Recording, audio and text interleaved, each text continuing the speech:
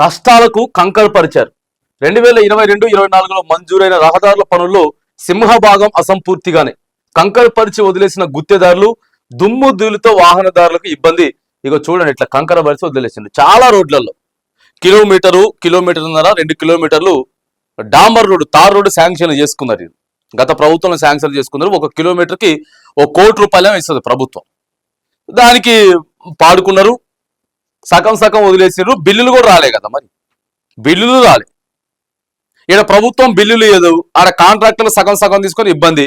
ఏడేమో కంకర్లు ఇట్లా పోసి వదిలేసారు.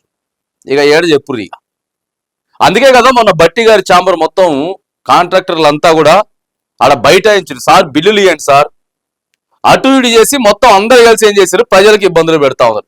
ఈ కంకర పోయకపోయినా మంచిగా ఉండేది, ఆ రోడ్డు కంకర పోయిపోయినా మంచిగా ఉండేది. ఇప్పుడు కంకర పోసిండ్రు, ఆగం చేసిండ్రు. మొత్తం చాలా అసంపూర్తిగా రాష్ట్రం మొత్తం ఉన్నాయి, ఇట్లాంటి రాష్ట్రం మొత్తం ఉన్నాయి. అందుకే కనీసం ఒక 50% అయినా సరే వాళ్ళకి బిల్లులు ఇచ్చేటటువంటి ప్రయత్నం చేసి దయచేసి వీటన్నిటి కూడా కంప్లీట్ చేయాలని చెప్పేసి మనం రాష్ట్ర ప్రభుత్వాన్ని కోరుతా ఉన్నాం.